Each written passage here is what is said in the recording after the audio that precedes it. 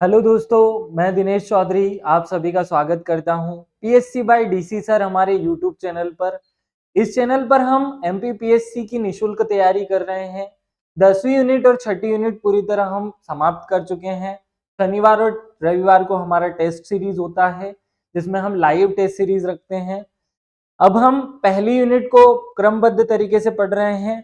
क्या प्राचीन ज्ञान परंपरा पहले हम पढ़ चुके हैं, उसके बाद हमने भारतवर्ष नाम का टॉपिक पढ़ा। आज इस वीडियो में हम वेद से रिलेटेड जानकारी प्राप्त करेंगे, वेद की संकल्पना और विचार को समझेंगे। आइए शुरू करते हैं। सबसे पहले भगवान श्री गणेश का नाम लेकर श्री गणेशाय नमः बोलते हुए और मेरे शिक्षक श्री सुरेश पटेल सर को याद करते हुए आगे बढ़ते हैं। आप सब लोगों को बार बार कहा जाता है कि आप सिलेबस को अच्छे से याद कर लें। सिलेबस याद करना बहुत ज्यादा जरूरी है।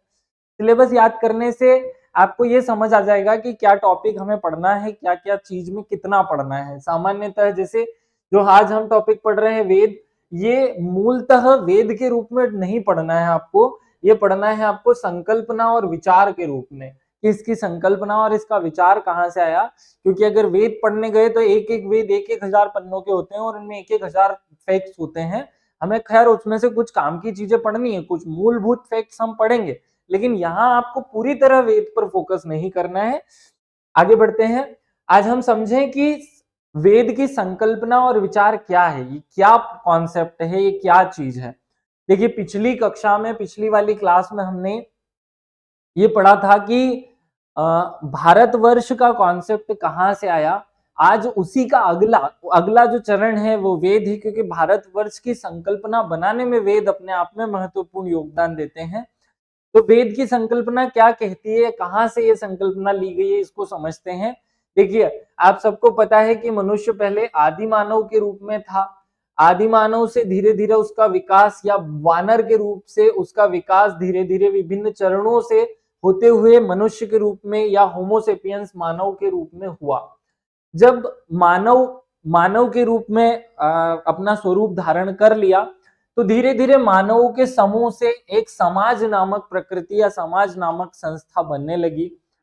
इस समाज में मनुष्य की सबसे जो अच्छी या सबसे बुरी जो समस्या थी कि मानव अपने आप में सर्वस्व प्राप्त करना चाहता था। मानव सब पे राज करना चाहता था, हर चीज हर वस्तु पर वह अधिकार चाहता था। मनुष्य की जिज्ञासाएं, मनुष्य की इच्छाएं उसको सब चीजों पर अधिकार प्राप्त करने की ओर प्रेरित करती हैं। ऐसी स्थिति में संपूर्ण समाज का नाश हो जाता, क्योंकि हर एक मनुष्य की इच्छा एक दूसरे मनुष्य की इच्छा से टकराती है। एक मनुष्य चाहता है कि कोई सुंदर स्त्री उसकी पत्नी हो या उस पर उसका अधिकार हो, दूसरा मनुष्य भी यही चाहता है। ऐसे ही एक भूमि पर भी वो अधिकार चाहता है तो दूसरा मनुष्य भी भूमि पर अधिकार चाहता है।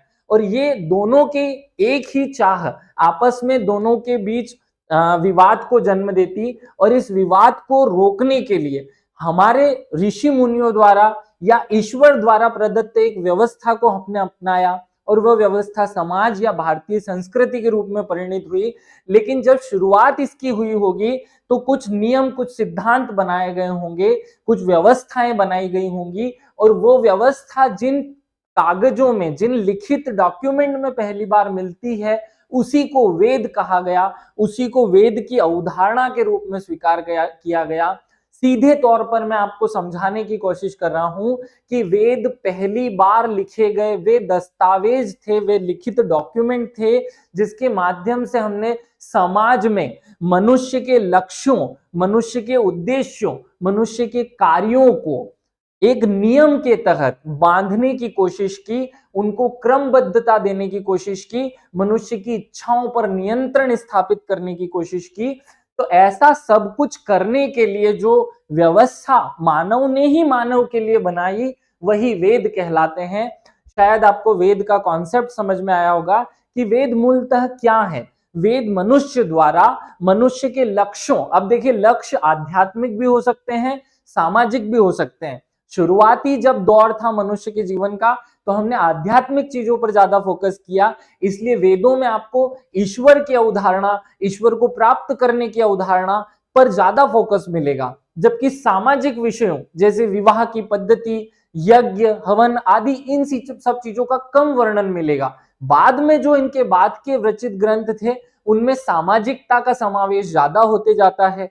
वर्तमान में जो आधुनिक दौर है ये उपभोक्तावादी संस्कृति का दौर है, इसलिए आपको ना तो आध्यात्मिक चीजों का वर्णन मिलेगा और ना ही सामाजिक तत्वों का। यहाँ केवल और केवल उपभोग की जा सकने वाली वस्तुओं के बारे में जानकारियां प्राप्त होती हैं। इस प्रकार समाज का धीरे धीरे विकास विभिन्न चरणों से हुआ। शायद आपको क्लियर रहा होगा कि वेद की कॉन्सेप्ट को लाया क्यों गया। देखिए हमारे सिलेबस में दिया हुआ है वेद की संकल्पना, और यही मैं आपको समझा रहा था कि वेद की संकल्पना क्या है, कि वेद मानव के संपूर्ण समूह को नियमित करने के लिए बनाए गए ग्रंथ थे।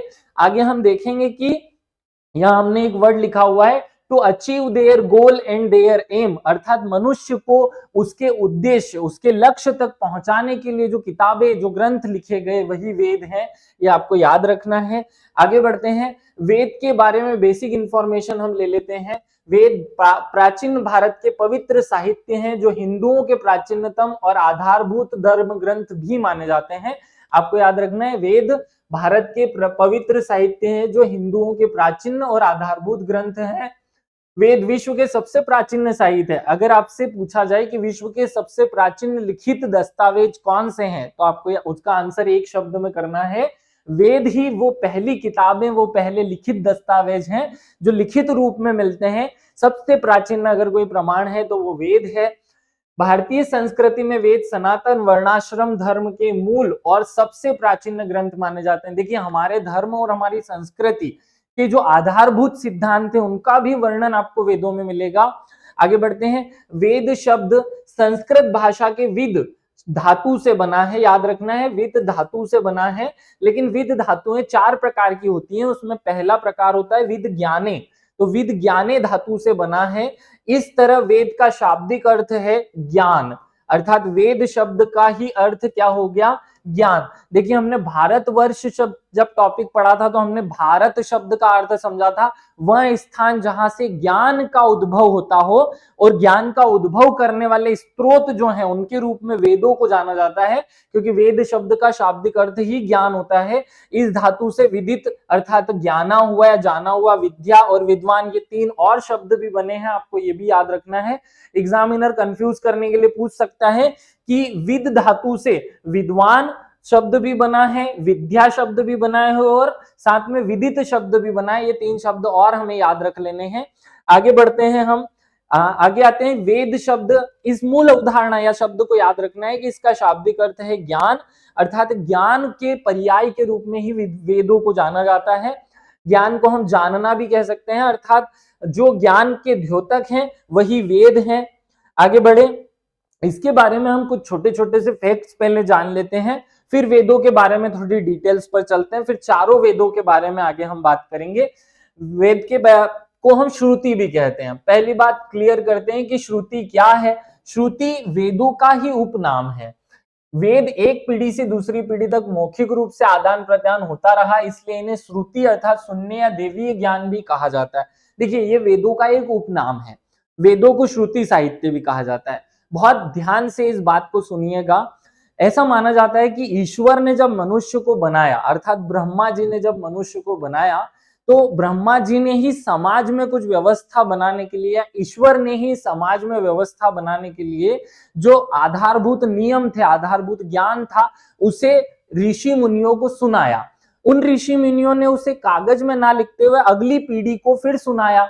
उस अगली पीढ़ी ने फिर तीसरी पीढ़ी को सुनाया, लेकिन धीरे धीरे इसमें कुछ न कुछ परिवर्तन आता रहा और आगे आने वाले ऋषि मुनियों ने फिर इसे कागज में लिपिबद्ध किया। और जब ये लिपिबद्ध हुआ तभी जाकर के ये मनुष्य के या मनुष्य के बड़े समूह पर प्रसारित हो सका। तो मनुष्य द्वारा शुरुआत में, देखिए ऐसा माना जाता है कि वेदों की रचना किसी मनुष्य ने नहीं की। वेदों की रचना जो की गई है वो ईश्वर द्वारा की गई है, लेकिन इसका जो संकलन है वो मनुष्य या ऋषि मुनियों द्वारा किया गया है। तो एग्जाम में भी अगर आपसे क्वेश्चन पूछा जाता है कि वेदों की रचना किसने की है, तो वेदों की रचना करने वाला काम तो ईश्वर ने किया, लेकिन वेदों के संकलन करने का काम जो है वो ऋषि मुनियों ने किया। आगे किस किस ऋषि ने किस किस वेद को या किस किस उसकी ऋचा को रचा है उस पर हम बात करेंगे, या किस ऋचा का संकलन किस ऋषि ने किया वो आगे हम बात करेंगे। अब सब लोगों को क्लियर रहा होगा हम बात कर रहे हैं कि वेद क्या है। देखिए वेद वो ज्ञान है जो ईश्वर द्वारा मनुष्य को अपने समाज को संगठित करने, अपने लक्ष्यों को प्राप्त करने के लिए बताया गया। एक ऋषि से दूसरे ऋषि और अगली पीढ़ी तक इसी तरीके से चलता रहा। इस कारण से इसे श्रुति भी कहा जाता है या देवीय ज्ञान भी कहा जाता है। ये दोनों इसके उपनाम मिलेंगे। श्रुति साहित्य किसे कहा जाता है? वेदों को श्रुति साहित्य कहा जाता है, याद रखना है। अगले पॉइंट पे आते हैं। वैदिक साहित्य एक शब्द मिलेगा आपको, वैदिक साहित्य। ये क्या होता है? देखिए वैदिक साहित्य एक सामूहिक शब्द है जो कुछ विशेष ग्रंथों के समूह के लिए उपयोग किया जाता है। जब वैदिक साहित्य शब्द उच्चारण हो तो आपको समझना है कि उसमें वेद, ब्राह्मण, अरण्यक, उपनिषद ये चारों चीजें सम्मिलित की जाती हैं, अर्थात इन चारों को सम्मिलित रूप से ही वैदिक साहित्य कहा जाता है। देखिए वेद जब शब्द उपयोग होता है तो उसका अर्थ चार वेद की बात की जा रही है। वैदिक साहित्य की जब बात की जाएगी तो आपको याद रखना है वेद, ब्राह्मण, अरण्यक और उपनिषद के समूह को वैदिक साहित्य कहा जाता है। ये पॉइंट आप याद रखेंगे। आगे बढ़ते हैं हम, कुछ और विशेष फैक्ट्स इनके बारे में जान लेते हैं। चार वेदों में ऋग्वेद विश्व की प्राचीनतम धर्म पुस्तक है। ये एग्जाम में पूछा जा चुका हुआ प्रश्न है कि विश्व की सबसे प्राचीनतम धार्मिक पुस्तक कौन सी है? ऋग्वेद विश्व की सबसे प्राचीनतम लिखित पुस्तक है या धार्मिक पुस्तक है।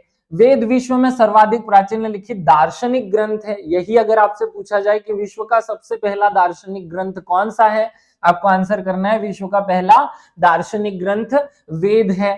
आगे चार वेद में क्रम भी याद रखेंगे, ऋग्वेद, सामवेद, यजुर्वेद, अथर्ववेद में वैदिक संहिता कहा जाता है। अगर आपसे क्वेश्चन पूछा जाता है वैदिक संहिता का क्या अर्थ है, चारों वेदों को संयुक्त रूप से वैदिक संहिता शब्द से डिनोट किया जाता है। वैदिक संहिता का अर्थ होगा चारों वेद के लिए संयुक्त रूप से उपयोग किया जाने वाला शब्द, इसलिए इसे मानव जाति का प्रथम ग्रंथ भी माना जाता है। ऐसे कुछ फैक्ट्स आपको याद रखने हैं। और आगे बढ़ते हैं हम। भारत का सर्वप्रथम प्राचीन धर्म ग्रंथ वेद है, जिसके संकलनकर्ता महर्षि कृष्ण द्वैपायन वेदव्यास को कहा माना जाता है। याद रखिएगा कि जो ऋग्वेद है उसके संकलनकर्ता किसे माने गए हैं? महर्षि कृष्ण द्वैपायन वेदव्यास। भारतीय परंपरा के अनुसार वेदों को शाश्वत, नित्य और अपौरुषेय माना जाता है।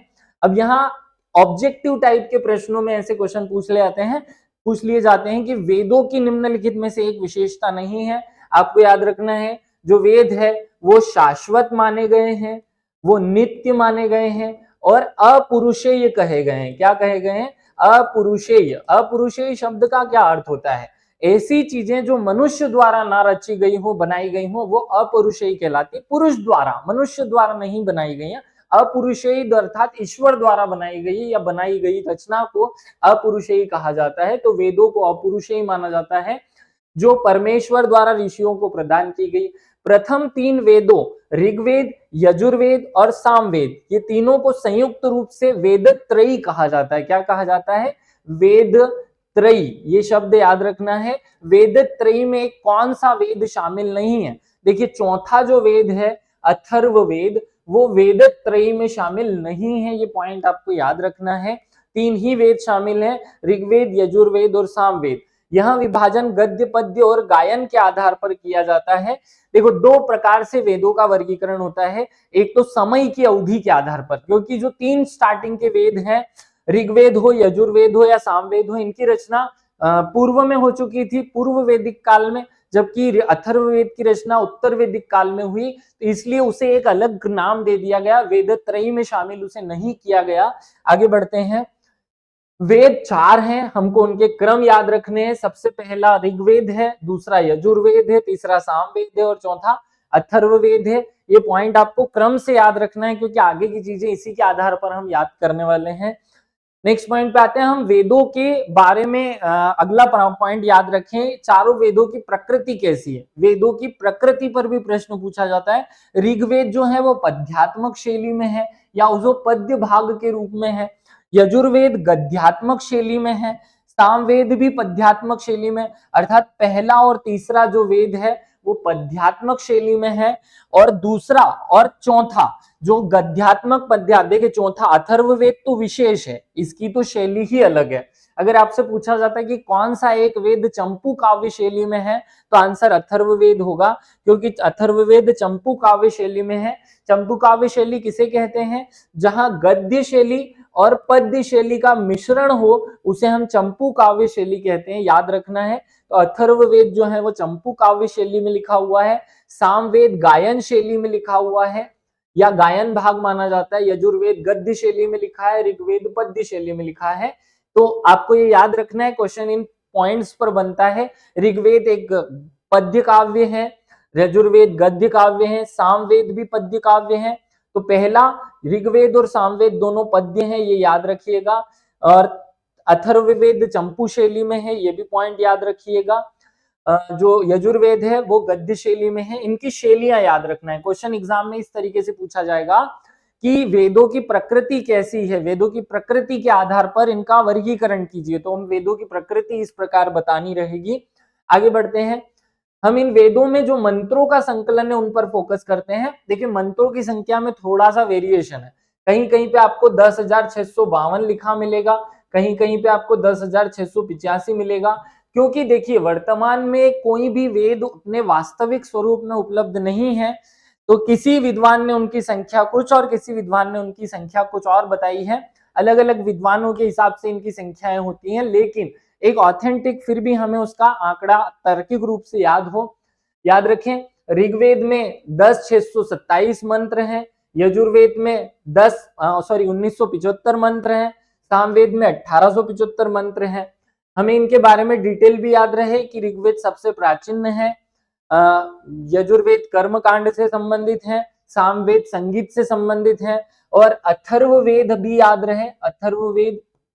अथर्ववेद जो है वो जादू टोने टोटके से संबंधित है। खैर इनके बारे में आगे भी फिर से बताऊंगा डिटेल में, तुलनात्मक रूप से हम फिर से बात करेंगे। वैदिक साहित्य जो शब्द अभी हमने उपयोग किया था उसे दो भागों में बांटा जाता है, एक वैदिक संहिता और एक वैदिक ब्राह्मण के रूप में। वैदिक संहिता क्या होता है? ये विभिन्न देवताओं की प्रशंसा हेतु किए गए श्लोकों का संग्रह होता है। इनकी संख्या 4 मानी गई है, अर्थात 4 वैदिक संहिताएं उपलब्ध हैं, ऋग्वेद संहिता, सामवेद संहिता, यजुर्वेद संहिता और अथर्ववेद संहिता। जो हमारे वेदों के नाम हैं वही वैदिक संहिता के नाम से जाने जाते हैं। वैदिक ब्राह्मण क्या नाम से क्या होते हैं? देखिए ब्राह्मण इनके 3 भाग होते हैं। ब्राह्मण के रूप में शुद्ध, अरण्यक और उपनिषद, इन 3 को शामिल किया जाता है, आपको याद रखना है। ब्राह्मण में 3 चीजें शुद्ध, अरण्यक और उपनिषद शामिल होते हैं। आगे बढ़ते हैं, ऐसे ही तुलनात्मक रूप से हमें सबकी तुलना करनी है। जैसे अगर हम चारों वेदों की तुलना करें तो ऋग्वेद में 10-28 सूक्त, 10 मंडल, 10,627 ऋचाएं और 64 अध्याय हैं। ये पॉइंट याद रखिएगा। ऋग्वेद में 10-28 सूक्त, 10 मंडल, 10,627 ऋचाएं, और ऋचाओं को हम मंत्र भी लिख सकते हैं, मंत्र और ऋचाएं एक ही हैं। 10,627 मंत्र, 64 अध्याय हैं। वैसे ही अगर यजुर्वेद की तुलना की जाए ऋग्वेद से तो यजुर्वेद में 15 शाखाएं, 303 अनुवाक, 1975 ऋचाएं और 40 अध्याय हैं। देखिए यहाँ 64 अध्याय हैं, यहाँ 40 अध्याय हैं, वही यहाँ 21 अध्याय हो जाते हैं, और वहां यहाँ पर अध्यायों की कल्पना या अध्याय नहीं है। अथर्ववेद में कोई अध्याय शामिल नहीं है, याद रखेंगे। सामवेद में 1001 शाखाएं, 875 ऋचाएं, 21 अध्याय हैं, जबकि अथर्ववेद में 20 कांड हैं, इसीलिए इसमें अध्याय नहीं है। देखो इन तीनों वेदों में अध्याय मिलेंगे, लेकिन आपको अथर्ववेद में अध्याय नहीं मिलेंगे, क्योंकि ये कांड के रूप में लिखा है। जैसे हम सुंदरकांड पढ़ते हैं वैसे ही वो कांड या उसके जो अध्याय हैं उन्हें कांड के रूप में जाना गया है। तो ये 20 कांडों में वर्णित है, 5,977 ऋचाएं या मंत्र के रूप में जो श्लोक है इनकी संख्या यहाँ पर है। आगे बढ़ते हैं, इनकी विषय वस्तु के आधार पर भी इनकी तुलना कर लेते हैं ताकि हम वेदों को और अच्छे से क्लियर कर पाए। देखिए ऋग्वेद जो है वो देवताओं की स्तुतियों को या स्तुति परक मंत्रों का समूह है। ऋग्वेद में क्या मिलेगा आपको? अगर आप ऋग्वेद पूरा पढ़ें तो आपको ऋग्वेद के 10,627 जो श्लोक हैं वो सारे के सारे श्लोकों में प्रभु या देवता या भगवान को कैसे प्रसन्न किया जाए, कैसे उनकी पूजा की जाए, उनकी उपासना करने का तरीका कैसा हो, या उनकी स्तुतियां जो हैं उनका वर्णन मिलेगा। आपको ये पॉइंट याद रखना है, आगे हम ऋग्वेद को जब डिटेल में पढ़ेंगे तो यही पॉइंट काम में आएगा। ऋग्वेद में किस चीज का वर्णन है? ऋग्वेद में देवताओं की स्तुति परक मंत्रों का वर्णन है। यजुर्वेद में किस चीज का वर्णन है? यजुर्वेद में यज्ञ और कर्म कांडों का वर्णन है। देखिए यज्ञ और कर्म कांड क्या है या क्या चीजें शामिल होती है इनमें? देखिए जो हमारे विवाह या जो 16 संस्कार से संबंधित क्रियाएं हैं, पूजा पाठ है, इन सबको कर्म कांडों में शामिल किया जाता है। तो यज्ञ और कर्म कांडों का पूरा वर्णन कहाँ मिलता है? यजुर्वेद में। ये एग्जामिनर आपसे छोटे छोटे प्रश्न यहाँ पूछ सकता है कि कर्म कांडों से संबंधित वेद कौन सा है? यजुर्वेद का। यज्ञ से संबंध तो हर एक आदमी जानता है, आपको याद रखना है। कर्म कांडों से संबंधित वेद भी यजुर्वेद है। सामवेद ये सोम याग से संबंधित है या गायन से संबंधित है। देखिए जो ऋग्वेद में वर्णित है वही की वही ऋचाएं गायन शैली में, वही की वही ऋचाएं गायन शैली में आपको सामवेद में मिलेगी। इसीलिए इसे भारतीय संगीत का जनक भी माना जाता है। अथर्ववेद में क्या मिलेगा? अथर्ववेद में की जो मूल विषय वस्तु है वो है मारण। पहला शब्द मारण, शब्द का क्या अर्थ होता है? मारण का अर्थ होता है किसी व्यक्ति को मारने के लिए जो मंत्र, जो टोना टोटका जो किया जाता है, जादू टोना, उसकी व्यवस्था को मारण कहा गया है अथर्ववेद में। तो पहली जो विषय वस्तु है मारण है। दूसरी विषय वस्तु इसकी है सम्मोहन। सम्मोहन क्या होता है? किसी अन्य व्यक्ति को अपने वश में करने की जो व्यवस्था है या जो तरीका है उसे सम्मोहन किया कहा गया है, जो ऋग्वेद की दूसरी विषय वस्तु है। दूसरा अगला जो है उच्चाटन है, वशीकरण है। इसी प्रकार के सेम विषय हैं। भेषज भी इसकी विषय वस्तु है। और औषधियां, औषधियां मूलतः याद रखिएगा, औषधियां देखिए किसी भी रोग के उपचार से संबंधित जो ज्ञान है वो भी अथर्ववेद में निहित है। हमने 4 वेदों की बात की। ऋग्वेद जहां भगवान की स्तुति की बात करता है, यजुर्वेद वहीं पे यज्ञ और कर्म कांडों की व्यवस्था या बातों को बताता है। सामवेद वहीं पर ऋचाओं के गायन को बताता है या गायन स्वरूप को प्रदर्शित करता है। और अथर्ववेद में जादू टोने टोटके रोग निवारण आदि का वर्णन है। शॉर्टकट में हम कहें जादू टोने टोटके और रोग निवारण, इन सब बातों का वर्णन जो है वो अथर्ववेद में मिलेगा। इनकी मूल विषय वस्तु पर फोकस करना। एग्जामिनर हो सकता है संस्कृत शब्दावली मारण, उच्चाटन या वशीकरण ऐसे शब्दों का उपयोग भी कर ले। आगे बढ़ते हैं। वेदों के पाठ करने वाले या वेदों को गाने वाले व्यक्ति को ऋत्विक कहा जाता है। देखिए हो सकता है कि आपसे एग्जामिनर पूछ ले कि ऋग्वेद का ऋत्विक कौन है, ऐसे में आप कंफ्यूज हो जाएं। हमें कंफ्यूज नहीं होना है। ऋत्विक शब्द का अर्थ होता है गाने वाला या पढ़ने वाला, गाने वाला या पाठ करने वाला, पठन करने वाला। तो पठन करने वाले को ऋत्विक कहते हैं। चारों वेदों के अलग अलग ऋत्विक हैं। ऋग्वेद के ऋत्विक को होता कहते हैं। क्या कहते हैं? होता। यजुर्वेद के ऋत्विक को अर्धव्यू कहते हैं। सामवेद के ऋत्विक को उद्गाता कहते हैं। और अथर्ववेद के जो ऋत्विक है उन्हें ब्रह्मा कहते हैं। इसमें एक पॉइंट विशेष रूप से याद रखें कि जो ब्रह्मा है वो चारों ही वेदों को पाठ कर सकता है या उसे चारों वेदों के पाठ करने की स्तुति है, स्वीकृति दी गई थी, परमिशन थी, इसलिए ही उसे ब्रह्मा नाम दिया गया। ब्रह्मा वो व्यक्ति हैं जिन्होंने वेदों की शुरुआत में रचना की थी, या ब्रह्मा ईश्वर द्वारा ही इनकी रचना की गई। अथर्ववेद के पाठ करता ऋत्विक को इसीलिए ब्रह्मा कहा जाता है। अगर क्वेश्चन पूछा जाता है कि कौन सा ऋत्विक चारों वेदों को पाठ कर सकता है, तो वो ब्रह्मा है। अलग अलग आपको बाकी सारे नाम याद रखने हैं, आप कोडिंग के माध्यम से इनको याद रखेंगे। ऋग्वेद को होता कहेंगे, यजुर्वेद को अर्धव्यू कहेंगे, सामवेद को उद्गाता। देखिए सामवेद में संगीत का वर्णन है इसलिए वो गाता है, उद्गाता उसका नाम हो जाता है। अथर्ववेद, अथर्ववेद मतलब ब्रह्मा द्वारा, ये शब्द तो आपको वैसे ही अर्थ से याद हो जाएगा। यजुर्वेद, यजुर को अर्धव्यू द्वारा गाया जाता है। देखो यजुर्वेद, यजु इस शब्द में ही अथर्ववेद वाली या यु शब्द जो है वो जुड़ा हुआ है। अथर्व अर्धव्यू में अर्धव्यू जो शब्द है इसमें यजु का फीलिंग आता है। और ऋग्वेद में होता शब्द आराम से याद किया जा सकता है। आगे बढ़ते हैं। ऐसे ही अलग अलग वेद के एक एक उपवेद भी हैं, वो भी आपको याद करने हैं। ऋग्वेद का उपवेद है आयुर्वेद, याद रखेंगे। आयुर्वेद का किसका उपवेद है? आयुर्वेद उपवेद है ऋग्वेद का। यजुर्वेद का उपवेद है धनुर्वेद। सामवेद का उपवेद है गान वेद या गंधर्व वेद। ये पॉइंट्स याद रखने आपको। गान वेद किसका या गंधर्व वेद किसका उपवेद है? गंधर्व वेद सामवेद का उपवेद है। और अथर्व वेद के जो उपवेद है उनकी कुल 6 संख्या या 6 संख्या में वो 6 हैं, उनकी संख्या बहुत ज्यादा है। 3 ऐसे हैं जो हमें डराते हैं और 3 ऐसे हैं जो हमें पढ़ाते हैं। 3 जो डराते हैं उनके नाम सर्प वेद हैं, पिशाच वेद हैं और असुर वेद हैं, ये याद रखिएगा। 3 वेद कौन से हैं जो हमें डराते हैं? सर्प वेद, पिशाच वेद और असुर वेद। जबकि 3 हमें पढ़ाते हैं वो इतिहास, पुराण और स्थापत्य है, याद रखिएगा स्थापत्य। ये शब्द स्थापत्य याद रखना है। स्थापत्य शब्द जो स्थापत्य है, हमें चारों ही वेदों के एक एक उपवेद के नाम याद रखने हैं। ऋग्वेद के उपवेद का नाम आयुर्वेद है। देखिए ऋग्वेद जो है वो सबसे प्राचीन है और सबसे प्राचीन जो है उसे आदि और अंत इसे आदि से शुरू किया जाता है। आदि क्या है? जो जिसकी आयु सबसे ज्यादा है, जिसकी आयु सबसे ज्यादा है वही आदि है। तो ऋग्वेद का उपवेद आपको याद हो जाएगा। यजु और धनु दोनों को एक बार बोल कर देखिएगा। यजु में धनु, यजु और धनु एक जैसे फील होंगे आपको। यजु और धनु ये दोनों शब्द एक दूसरे से जोड़ लें। सामवेद हमें बहुत सरल है। सामवेद में साहित्य का जनक माना गया है सामवेद को, इसलिए गान वेद या गंधर्व वेद इसका जो है वो उपवेद है। आगे बढ़ते हैं।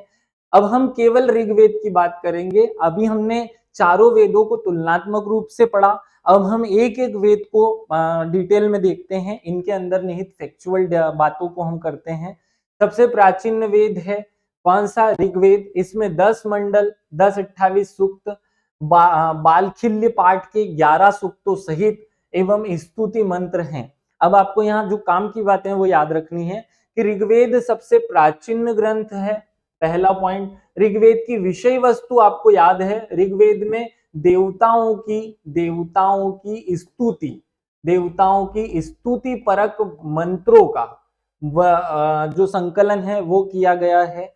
ऋग्वेद में 10 मंडल, 10-28 सूक्त और 10-652 या 10-627 श्लोक या ऋचाएं हैं, ये याद रखनी है। ऋचाएं या इसे श्लोक भी कह सकते हैं, इसे मंत्र भी कह सकते हैं। ऋग्वेद के पाठकर्ता को होत कहते हैं। इसमें प्रथम और 10वां मंडल जो है वो बाद में जोड़ा गया। सीधा प्रश्न एग्जामिनर पूछ सकता है ऋग्वेद में कौन सा मंडल बाद में जोड़ा गया?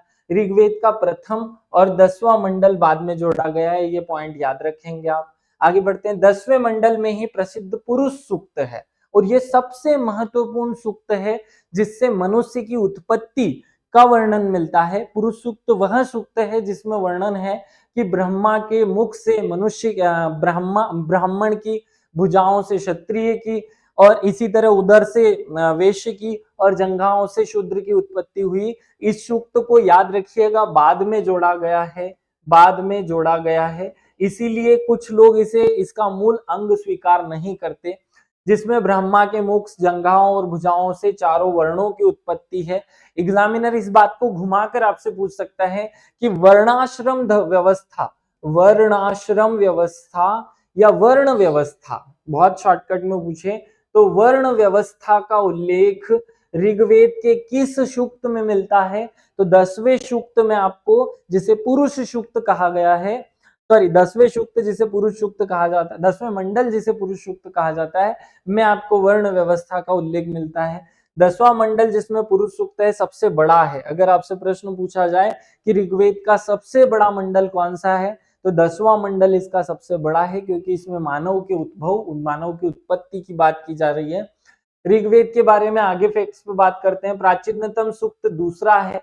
अगर आपसे पूछा जाए कि सबसे प्राचीनतम सूक्त कौन सा है, सबसे पुराना, क्योंकि पहला और 10वां तो बाद में जोड़े गए थे, दूसरा जो सूक्त है वो सबसे पुराना सूक्त है, याद रखिएगा। दूसरे सूक्त, प्राचीनतम सूक्त दूसरा है, तो दूसरे से लेकर 7वें मंडलों में उनका उल्लेख है। ऋग्वेद के रचनाकारों में विश्वामित्र, आप याद रखिएगा ऋग्वेद के रचनाकार कौन है? विश्वामित्र, जिन्होंने तीसरा मंडल की रचना की, और इस तीसरे मंडल में ही गायत्री मंत्र का उल्लेख मिलता है, याद रखिएगा।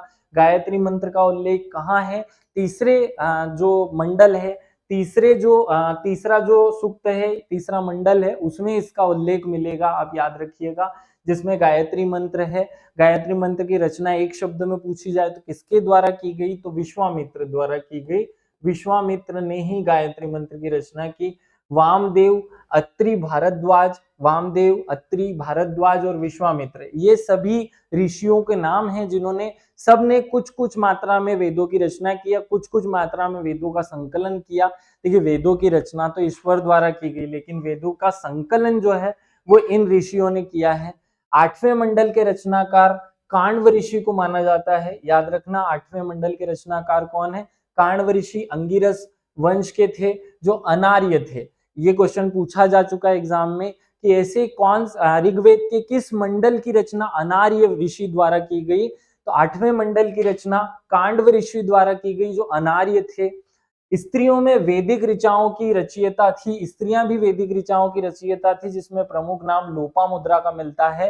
देखिए, आप सब जानते हैं कि वैदिक काल में महिलाओं को भी पुरुष के समान अधिकार थे, इसीलिए जो हमारे समाज सुधारक हैं वो वैदिक व्यवस्था की मांग करते हैं, जहां सभी लोगों को समान दर्जा मिला हुआ था, कर्म के आधार पर व्यवस्थाएं थी।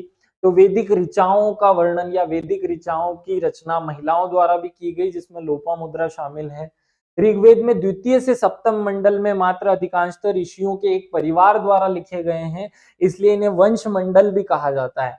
एक विशेष बात याद रखनी है, ऋग्वेद के किन मंडलों को वंश मंडल कहा जाता है, तो जो दूसरे से लेकर 7वें मंडल तक के मंडल हैं, उनकी रचना एक ही परिवार के ऋषियों द्वारा की गई, इसीलिए इसे वंश मंडल नाम दिया गया है। याद रखना, वंश मंडल का अर्थ होता है दूसरा, तीसरा, चौथा, पांचवा और छठा, सातवां मंडल, इन पांचों छठों मंडलों को वंश मंडल कहा जाता है। तो दूसरे, तीसरे, चौथे, पांचवें, छठे और सातवें मंडलों के रचयिता क्रमशः, दूसरे मंडल के रचयिता गत्समद, तीसरे मंडल के रचयिता विश्वामित्र, चौथे मंडल के रचयिता वामदेव, पांचवें मंडल के रचयिता अत्रि, छठे मंडल के रचयिता भारद्वाज और सातवें मंडल के रचयिता वशिष्ठ हैं। ये आपको क्रम से याद रख सकें तो रख लेना है, रट्टा मारने की कोशिश नहीं करनी है। आपको जो महत्वपूर्ण बातें हैं, जैसे तीसरा मंडल महत्वपूर्ण है वो मैं अलग से बता चुका हूँ, 8वां मंडल महत्वपूर्ण है वो मैं आपको अलग से बता चुका हूँ। ऋग्वेद की अनेक बातें जैन अवेस्ता नामक या अवेस्ता में मिलती हैं। अवेस्ता ईरानी भाषा का प्राचीनतम ग्रंथ है। ये क्वेश्चन पूछा जा चुका है कि ऋग्वेद की अधिकांश बातों का वर्णन किस एक और ग्रंथ में मिलता है? अवेस्ता नामक एक ग्रंथ में मिलता है, जो ईरानी भाषा का एक प्रमुख ग्रंथ है। याद रखिएगा, अवेस्ता जो है वो ईरानी भाषा का ग्रंथ है और इसमें वह हूबहू बातें मिलती हैं जो ऋग्वेद में लिखी गई हैं। प्रोफेसर मैक्स मुलर के बारे में भी हमें प्रश्न पूछे जा चुके हैं। इनका विचार था कि आर्यों का मूल निवास स्थान मध्य एशिया है। आपको याद रखना है कि अगर आपसे क्वेश्चन पूछा जाता है कि वेदों के संपादन किसने किया, देखिए संकलन तो ऋषि मुनियों ने किया, लेकिन संपादन कागज पर पहली बार इनको प्रकाशित किसने किया, तो वो आंसर मैक्स मुलर है। मैक्स मुलर ने पहली बार इनका संपादन किया या इनको कागज पर प्रिंट करवाया था। आर्यों के प्रारंभिक इतिहास की जानकारी मुख्यतः स्रोत क्या माना जाता है? ऋग्वेद माना जाता है। ऐसे ही आपको कुछ और छुपे हुए फैक्ट इसमें से देखने हैं, वो है सरस्वती नदी को ऋग्वेद में नदी तमा कहा गया है। ये प्रश्न एग्जाम में हमारे यूपीपीसीएस एग्जाम में पूछा हुआ है। सरस्वती नदी को ऋग्वेद में क्या नाम से पुकारा गया है? आपको याद रखना है, नदी तमा नाम से पुकारा गया है। ऋग्वेदिक कालीन सर्वाधिक महत्वपूर्ण नदी कौन सी है? सिंधु नदी का वर्णन कई बार मिलता है, सर्वाधिक बार सिंधु नदी का वर्णन मिलता है, जबकि गंगा नदी का केवल एक ही बार वर्णन मिलता है। यमुना नदी का 3 बार वर्णन मिलता है। ये फैक्ट्स रटने की जरूरत नहीं है, केवल एक बार सुनने मात्र से आपका काम हो जाएगा। सर्वाधिक बार सिंधु नदी का वर्णन मिलता है, गंगा नदी का 1 बार और यमुना नदी का 3 बार वर्णन मिलता है। आर्यों के निवास स्थल के रूप में सप्त सिंधु प्रदेश को का उल्लेख भी इसमें है, या सप्त सिंधु प्रदेश को जाना जाता है। सप्त सिंधु प्रदेश की प्रमुख नदी जो थी वो सिंधु नदी मानी गई, इसलिए सिंधु नदी का बार बार इसमें वर्णन मिलेगा। सरस्वती और दशरथ नदियों के मध्य का प्रवेश जो स्थल है उसे ब्रह्मावर्त कहा गया है इसी वेद में। हिमालय तथा उसकी चोटी को मुंजवत कहा गया है, ये पॉइंट याद रखेंगे। ऋग्वेद में इंद्र के लिए 250, अग्नि के लिए 200 ऋचाएं देखिए अब भी हमने बात की कि ऋग्वेद में देवताओं की स्तुति परक मंत्र है, वहां सर्वाधिक बार किसका उल्लेख मिलता है, इंद्र का। लगभग 250 बार इंद्र के लिए या 250 बार इंद्र के शब्द का उल्लेख है, जबकि अग्नि को 200 ऋचाएं समर्पित हैं, या अग्नि देवता की जो स्तुति है उसके लिए 200 ऋचाएं हैं। वामन अवतार के 3 पगों का आख्यान भी प्राचीनतम स्त्रोत ऋग्वेद में ही मिलेगा, आपको याद रखना है। वामन अवतार के जो 3 पगों का आख्यान है वो ऋग्वेद में मिलता है। पतंजलि द्वारा रचित महाभाष्य में ऋग्वेद को 21 शाखाओं में वर्णित किया गया है। ये अलग से क्वेश्चन पूछा जा सकता है कि महाभाष्य जो कि पतंजलि का महत्वपूर्ण ग्रंथ है, पतंजलि ने अपने महाभाष्य में ऋग्वेद को कितनी शाखाओं में विभक्त किया है, 21 शाखाओं में विभक्त कहा है। जो पतंजलि है वो कहते हैं कि इसकी टोटल 21 शाखाएं थी, जिनमें से केवल वर्तमान में एक ही शाखा उपलब्ध है। अर्थात वह कहते हैं कि ऋग्वेद 21 अलग अलग वेदों का समूह था, लेकिन हमारे पास वर्तमान में केवल एक ही वेद है। उनमें से प्रमुख जो है या इसमें से जो प्रमुख 5 शाखाएं उनके नाम भी मिलते हैं, शाकल्यायन, वास्कल, आश्वलायन, शंखायन और मांडुकायन। ये 5 नाम आप याद रख सकें तो रख लें, बहुत ज्यादा रटने की जरूरत नहीं है। ऋग्वेद के 2 ब्राह्मण ग्रंथ हैं, ये महत्वपूर्ण पॉइंट है, याद रखेंगे। वेदों की व्याख्या करने वाले ग्रंथों को ब्राह्मण ग्रंथ कहा जाता है। देखिए ब्राह्मण तो एक अलग से भी टॉपिक है, हम पढ़ेंगे, लेकिन अभी शॉर्ट में समझिए कि ब्राह्मण ग्रंथ क्या है। वेदों के अंदर जो ज्ञान निहित था वो बहुत ही ज्यादा क्लिष्ट शैली में था, बहुत ही कठिन भाषा में था, इस कारण उसे सरल रूप देना था। तो वेदों की व्याख्या की जाने लगी, और वो व्याख्या जिन बुकों में, जिन किताबों में वर्णित है, उन किताबों को हम ब्राह्मण ग्रंथ कहते हैं। याद रखिएगा ब्राह्मण ग्रंथ 2 हैं ऋग्वेद के, पहला ऐत्रेय ब्राह्मण और दूसरा कौशितकी ब्राह्मण। ये क्या है, ऐत्रेय ब्राह्मण के रचनाकार महिदास ऐत्रेय थे, ये याद रखना है। ऐत्रेय ब्राह्मण के रचयिता कौन है, महिदास ऐत्रेय। उनकी माँ का नाम इत्रा था, इसलिए वे ऐत्रेय कहलाए, और इसी कारण से ऐत्रेय ब्राह्मण को ऐत्रेय ब्राह्मण कहा जाता है। कौशितकी या शंखायन के रचनाकार कुशितक ऋषि थे। कुशितक ऋषि द्वारा इसकी व्याख्या करते हुए, ऋग्वेद की व्याख्या करते हुए कौशितकी वे ब्राह्मण की रचना की। इनके नाम पर ही इसका नाम कौशितकी पड़ा है। आगे बढ़ते हैं।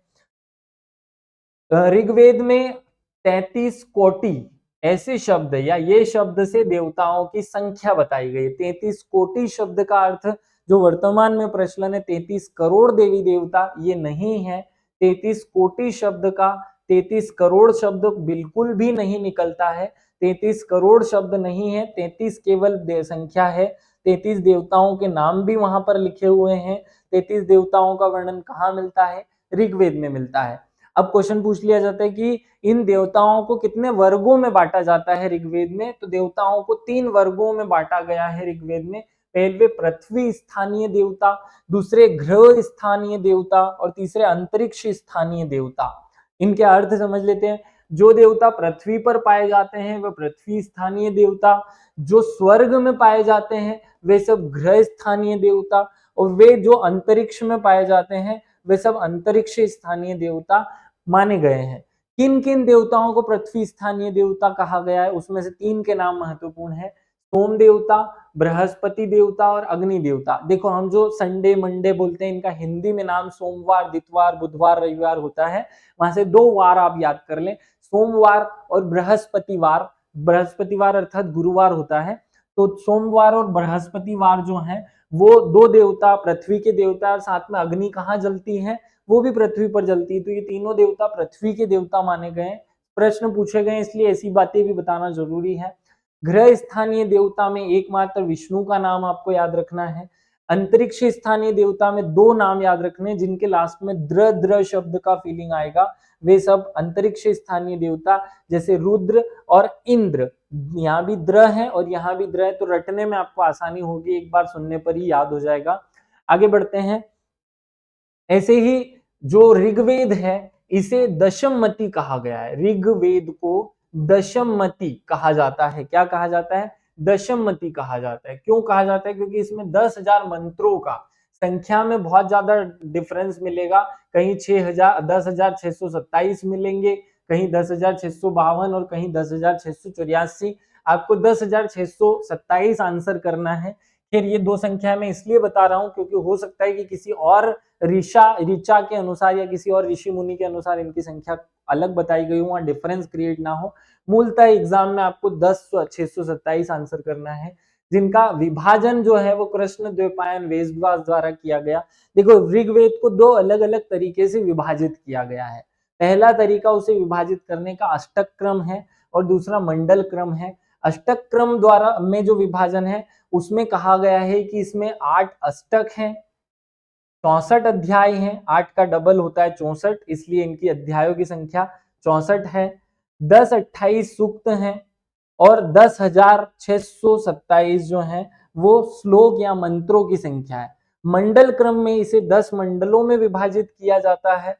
वहीं 10-28 सूक्त हैं और 10,000 से ज्यादा मंत्र है या 10,000 मंत्र हैं तो 10,000 मंत्र तो दोनों जगह सेम मिलेगा आपको, लेकिन सूक्तों की संख्या भी दोनों स्थानों पर सेम है। याद रखना, मंडल क्रम में जब इसका विभाजन होता है तो 10 मंडलों में बांटा जाता है और अष्टक क्रम में जब विभाजन होता है तो 8 अष्टकों और 64 सूक्तों में इसे बांट दिया जाता है, 64 अध्यायों में इसे बांट दिया जाता है। याद रखना है। आगे इन 10 मंडलों की बात करते हैं। इन 10 मंडलों के एक एक ऋषियों के नाम भी याद रखें। देखिए, आप सब जानते हैं कि 10वें मंडल में किस देवता का या किस ऋषि का उल्लेख है, या देवता जो मूल रूप से उसके माने गए हैं वो कामदेव माने गए हैं। याद रखिएगा, 10वां मंडल में कामदेव का वर्णन है। वैसे ही पहला जो मंडल है उसे दीर्घतमा कहा गया है और ये विष्णु को समर्पित है।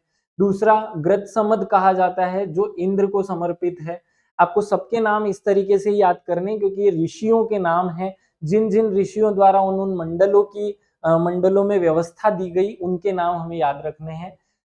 देखिए, पहले मंडल को दीर्घतमा, दूसरे को ग्रतसमद, तीसरे को विश्वामित्र, चौथे को वामदेव, पांचवे को अत्रि, छठे को भारद्वाज, सातवें में वशिष्ठ, आठवें में कण्व, नौवें में सोमदेव और 10वें में कामदेव। ये याद रखना है आपको।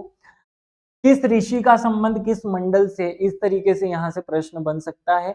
याद करने के लिए आप एक कोड वर्ड याद कर लीजिए, दीर्घ, ये एक शब्द है, वि वा अभाव, अभाव कशोका, ये एक शब्द है। दीर्घ विवाह अभाव कशोका, ये एक शब्द है, थोड़ा कठिन है लेकिन फिर भी अगर हम इसे ज्यादा तोड़ मरोड़ कर याद करेंगे तो याद नहीं होगा।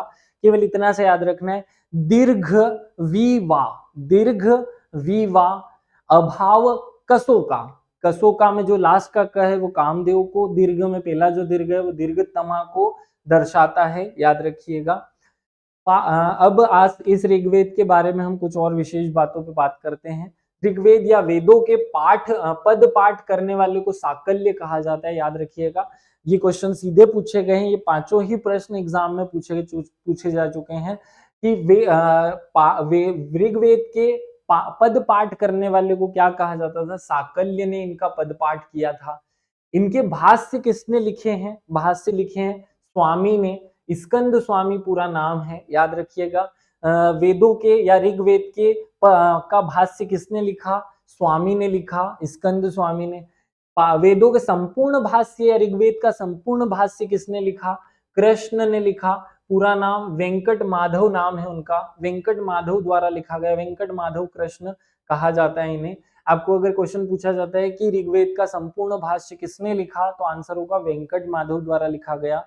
ऋग्वेद के भाष्यकार कौन है, यही अगर पूछा, केवल ऋग्वेद के भाष्यकार पूछा जाता है तो आंसर आप शायन करेंगे, और यही प्रश्न अगर वेदों के भाष्यकार पूछा जाता है तो स्वामी करना है।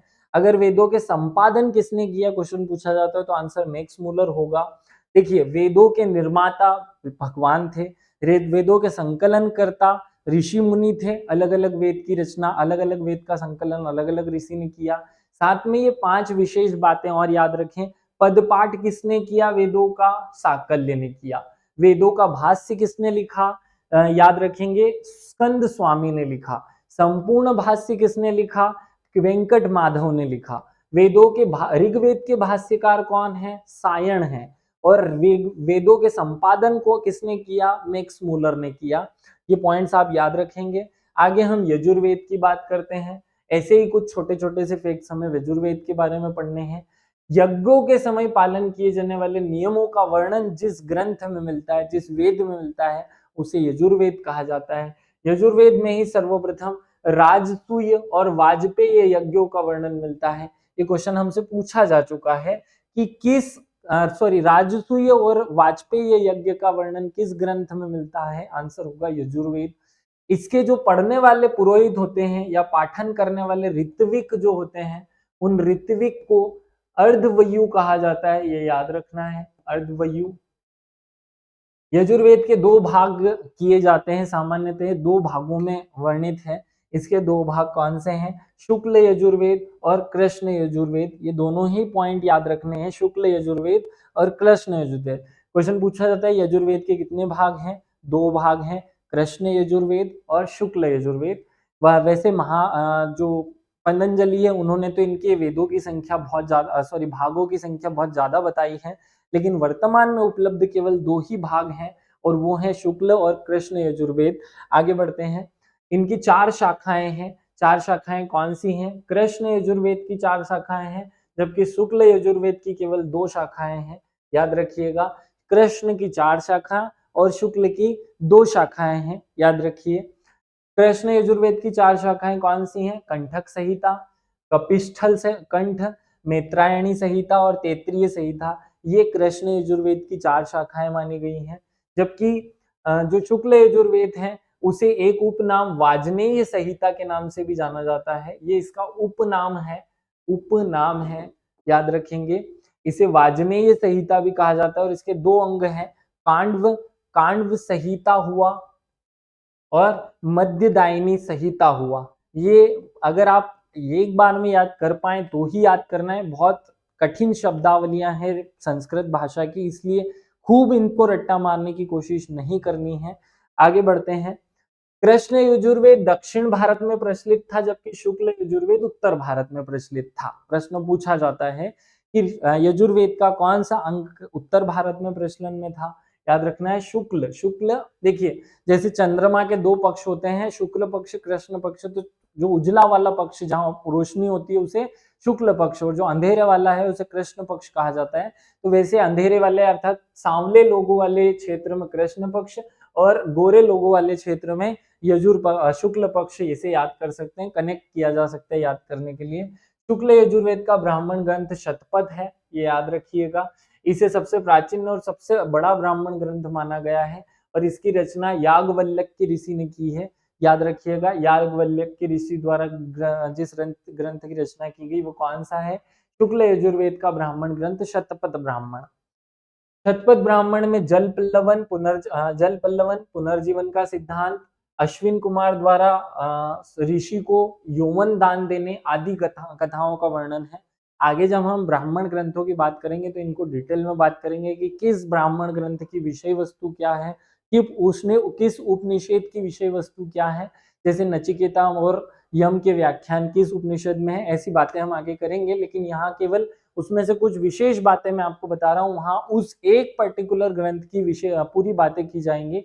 यजुर्वेद में अरण्यक, यजुर्वेद के अरण्यक हैं बृहदारण्यक, तैत्तिरीय और मैत्रायवती, जबकि यजुर्वेद के उपनिषद हैं बृहदारण्यक, कंठोपनिषद, ईशोपनिषद, शताश्वरो उपनिषद और तैत्तिरीय उपनिषद, मैत्रायणी उपनिषद। ये पांचों जो उपनिषद हैं वो यजुर्वेद के उपनिषद हैं।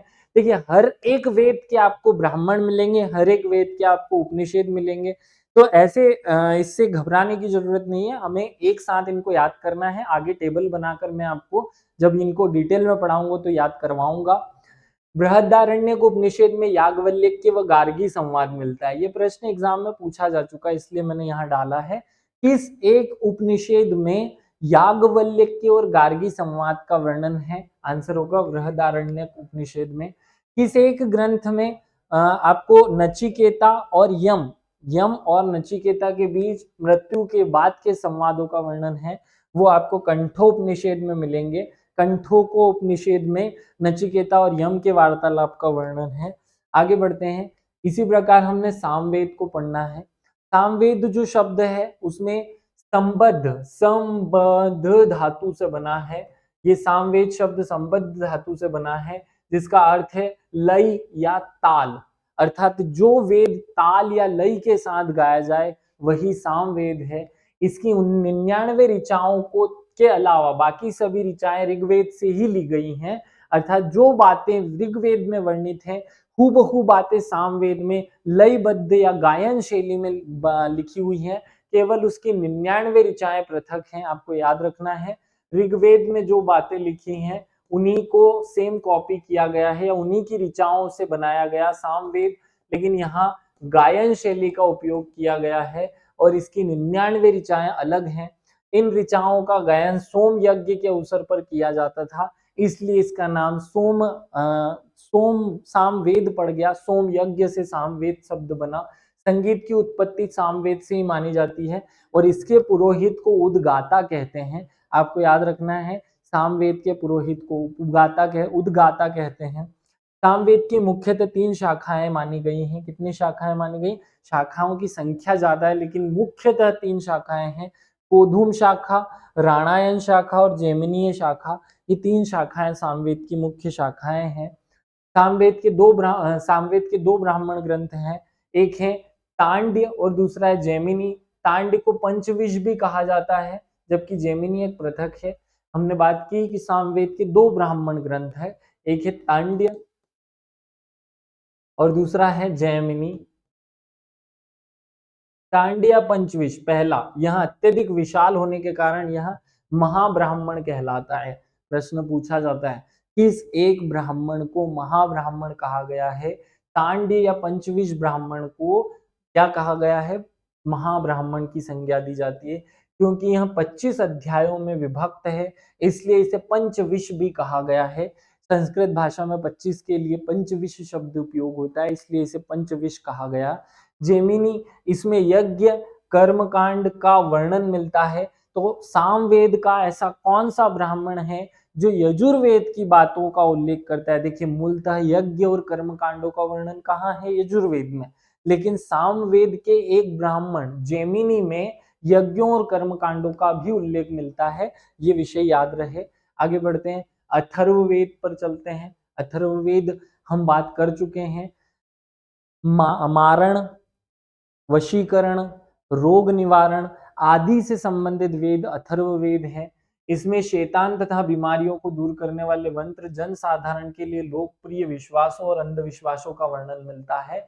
देखिए मूलतः इसमें वो विश्वास और अंधविश्वास हैं जिनके माध्यम से, अंधविश्वास जिनसे हम बीमारियों को दूर करते हैं और भगवान की पूजा या शैतान की पूजा करते हैं। तो वही वशीकरण, रोग निवारण, मारण आदि चीजें शैतान वाले पक्ष में और बीमारियों का उपचार औषधि वाले पक्ष में आता है। यह 4 वेदों के अंतिम वेद हैं इसलिए इसे ब्रह्म वेद या श्रेष्ठ वेद भी कहा जाता है। याद रखिएगा 4 वेदों में अंतिम होने के कारण इसे ब्रह्म वेद या श्रेष्ठ वेद कहा जाता है। एग्जाम पूछे कि अगर श्रेष्ठ वेद कौन सा है तो आंसर होगा अथर्ववेद। अथर्व ऋषि द्वारा रचित होने के कारण इसका नाम अथर्व पड़ा। कुल 20 अध्याय, 731 मंत्र तथा लगभग 6000 पद्य हैं। ये पॉइंट आपको कंफ्यूज कर सकता है क्योंकि मंत्रों की संख्या यहाँ अलग है। ये जो मंत्र हैं वो अथर्वा ऋषि द्वारा बनाए गए मंत्रों की संख्या बताई गई है, इसलिए कंफ्यूज नहीं होना है। अथर्व ऋषि के नाम पर ही इस वेद का नाम अथर्ववेद पड़ा। इसमें मंत्र का उच्चारण करने वाले पुरोहित को ब्रह्म कहते हैं और ब्रह्म जो पुरोहित होता है वो चारों ही वेदों का उच्चारण कर सकता है। अथर्ववेद में सभा और समिति को प्रजापति की पुत्रियां कहा गया। ये प्रश्न एग्जाम में 50 बार पूछा जा चुका है कि किस एक वेद में प्रजापति की पुत्रियों के रूप में सभा और समिति का उल्लेख है। प्रजापति की 2 पुत्रियों के रूप में सभा और समिति का उल्लेख अथर्ववेद में मिलता है। इतिहास शब्द का पहली बार उल्लेख, इतिहास शब्द का विश्व में प्राचीनतम उल्लेख भी ऋग्वेद में मिलता है। देखिए इतिहास जो हम पढ़ रहे हैं इस शब्द का उल्लेख भी अथर्ववेद में है। इससे पहले कभी इतिहास शब्द उपयोग ही नहीं किया गया। आगे बढ़ते हैं, अथर्ववेद की 2 शाखाएं मानी जाती हैं और वो 2 शाखाएं हैं शौनक शाखा, शौनक और पिल्लादी। क्या शाखाएं हैं? शौनक शाखा और पिल्लादी शाखा। आगे बढ़ते हैं, अथर्ववेद का एकमात्र ब्राह्मण ग्रंथ ब्राह्मण है जिसकी रचना गोपत ऋषि द्वारा की गई। एकमात्र ब्राह्मण ग्रंथ खुद ब्राह्मण ही है जिसकी रचना गोपत ऋषि द्वारा की गई और अथर्ववेद के प्रमुख उपनिषद की संख्या 3 है। 3 इसके उपनिषद हैं, मुंडको उपनिषद, मांडुक्य उपनिषद और प्रश्न उपनिषद। ये 3 उपनिषद किसके उपनिषद माने जाते हैं? अथर्ववेद के उपनिषद माने गए हैं, याद रखना। मुंडको उपनिषद में सत्यमेव जयते का वर्णन है। ये क्वेश्चन पूछा जा चुका है कि सत्यमेव जयते का वर्णन कहाँ है? मुंडको उपनिषद में है। इस उपनिषद में यज्ञ को टूटी हुई नाव के समान बताया गया है। ये एमपीपीएससी द्वारा पूछा गया प्रश्न है। किस एक उपनिषद में यज्ञ को टूटी हुई नाव कहा गया है? तो मुंडको उपनिषद है, इसमें यज्ञ को टूटी हुई नाव के समान बताया गया है। अब मांडुक्य उपनिषद की बात करते हैं। मांडुक्य उपनिषद सबसे छोटा उपनिषद है। देखिए, मुंडको और मांडुक्य, इन दोनों में कंफ्यूज नहीं होना है। मुंडको उपनिषद में सत्यमेव जयते और यज्ञ को टूटी हुई नाव के समान, जबकि मांडुक्य उपनिषद में सबसे छोटा उपनिषद माना गया है इसे। आगे हमने इनसे रिलेटेड जो बातें पढ़ी हैं, उपनिषदों से रिलेटेड, उन्हें जब हम उपनिषद वाला टॉपिक पढ़ेंगे, वहां एक एक उपनिषद की विषय वस्तु पर बात करेंगे कि इसकी मूल विषय वस्तु क्या है। हमने वेदों से रिलेटेड जो फैक्चुअल बातें हो सकती थी और जो संकल्पना और विचारिक पार्ट हो सकता था, वो पूरा कवर किया। देखिए, चाहें तो हम आपको 1 घंटा और इन पर वेदों से संबंधित फैक्ट पढ़ा सकते हैं, लेकिन मुझे जो जो फैक्ट आईएमपी लगे, इंपॉर्टेंट लगे, वो सारे मैंने डाले हैं। इससे पृथक आपको कहीं और फैक्ट ढूंढने की जरूरत नहीं है, क्योंकि अगर फैक्ट की बात की जाए तो ये जीएस सब्जेक्ट इतना विशाल है जिसकी कहीं भी जो था है वो नहीं है। आप अपने आप को लिमिटेड करते हुए ही पढ़ें, क्योंकि हमें एग्जाम में केवल यहाँ से एक प्रश्न एग्जाम में बनाना है। 100 प्रश्न होते हैं। अगर हम ऐसे एक एक प्रश्न की डिटेल्स बहुत डीप में जाने लगे तो उससे हमारा नुकसान है, हमारी तैयारी कुछ ही विषय पर सीमित रह जाएगी, कुछ ही चैप्टर्स पढ़ पाएंगे। हमें इतिहास को उसी क्रम में पढ़ना है जिस क्रम में हमने 10वीं और 6ठी यूनिट को पढ़ लिया। मैं मोर देन सफिशिएंट बातें आपको इस टॉपिक में पढ़ाया हूँ। आप सभी का विशेष रूप से धन्यवाद। अगर आपको ये टॉपिक अच्छा लगता है तो आप इसे अपने उन दोस्तों तक जरूर शेयर करें जिन्हें निःशुल्क शिक्षा की अत्यधिक आवश्यकता है। सभी को जय हिंद, जय भारत, धन्यवाद।